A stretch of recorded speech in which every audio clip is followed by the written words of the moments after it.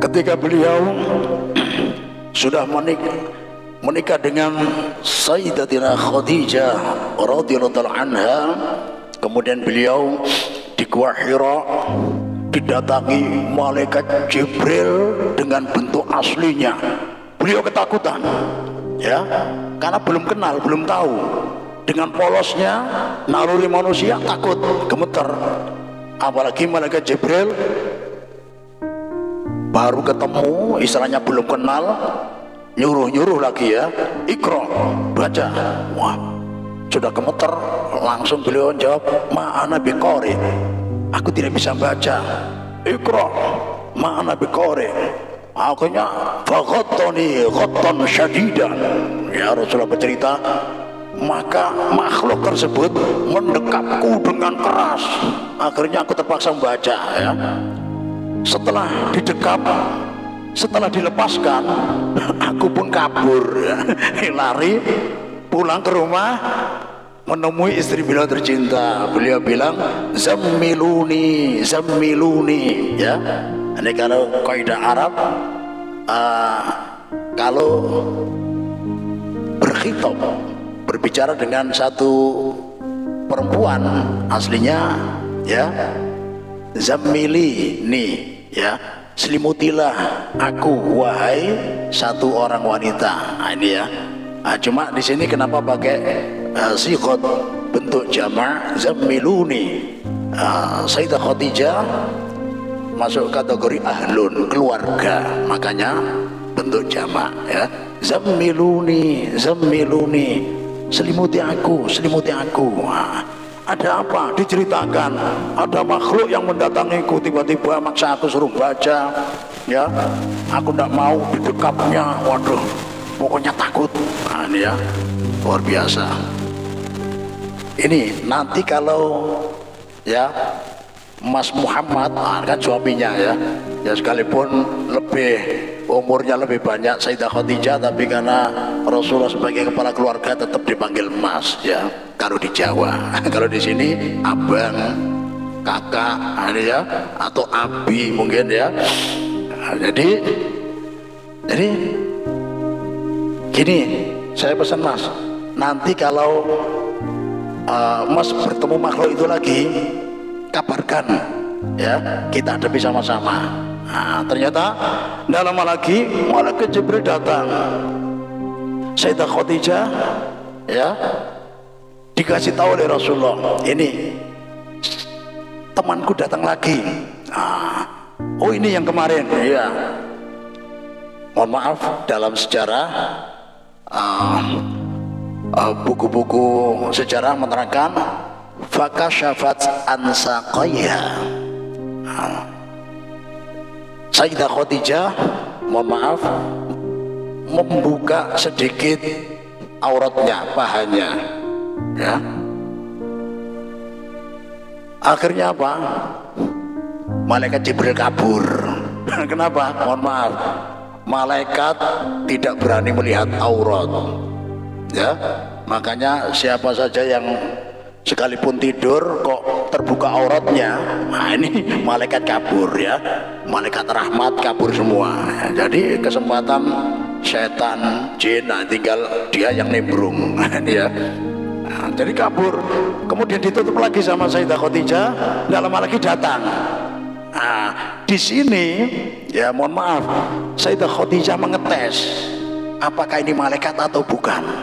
Nah, ini ya, Rasulullah belum paham waktu itu, ya, tadi masih polos, ya. Jadi belum tahu kalau istri beliau sedang ngetes malaikat.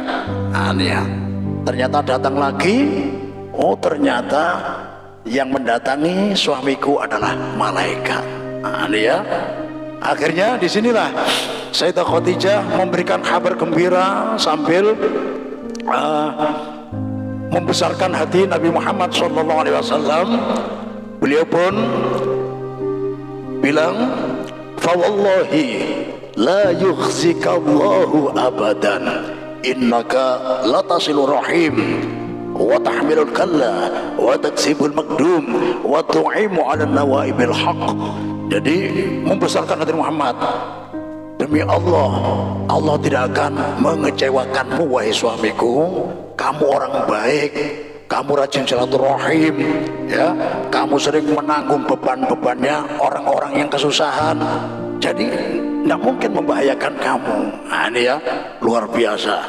Yang tadi menjadi beban akhirnya hilang, ya, hampir 100%. Nah, ini ya ciri-ciri suami soleha, ya.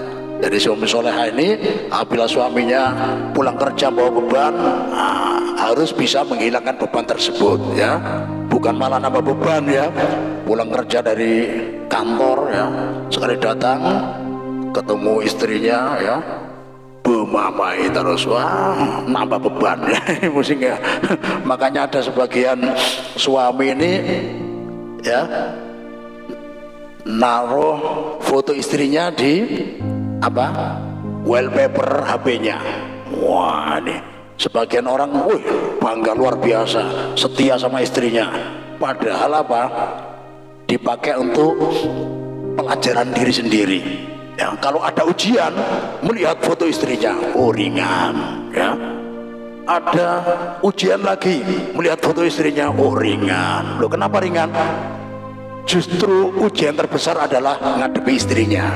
Jadi ujian di luar-luar ini tergolong ringan semua ketika melihat foto sang istri. Ya, luar biasa. Kalau Sayyidah Khadijah luar biasa, ya, menghilangkan semua. Akhirnya keesokan harinya oleh Sayyidah Khadijah diajak menemui pamannya yang bernama Warokoh bin Naufal. Diceritakanlah cerita ini. Akhirnya Warokoh bin Naufal yang masih pamannya Sayyidah Khadijah, ya, beliau juga penginjil, ya. Beliau ini yang termasuk pendeta yang rajin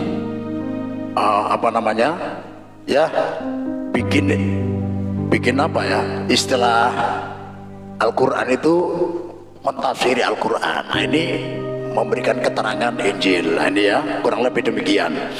Ternyata dari cerita Nabi Muhammad ini, Warokoh bin Naufal langsung memberikan kesimpulan, hadza namus alladzi jaa bi Musa. Nah, ini ya, yang mendatangimu itu adalah namus. Nah, jadi namus ini maksudnya adalah malaikat Jibril. Ini masih pakai bahasa Ibrani, ya. Itu adalah namus yang datang pada Nabi Musa waktu itu. Nah, jadi ini adalah malaikat Jibril. Berarti menunjukkan Warokoh bin Naufal memberikan keyakinan bahwa Nabi Muhammad adalah Nabi akhir zaman. Dan disinilah Sayyidah Khadijah bergembira. Jadi Sayyidah Khadijah ini dulu belajar kitab Taurat Injil kepada Warokoh bin Naufal, pamannya, ahlinya. Dan ciri-ciri Nabi sudah terdapatkan pada Nabi Muhammad SAW. Apalagi ditambah ketika Rasulullah berdagang, menjual dagangannya Sayyidah Khadijah, didampingi Maisarah, budak laki-laki, dapat informasi lagi yang lebih akurat. Semua ciri-ciri Nabi ada di sini.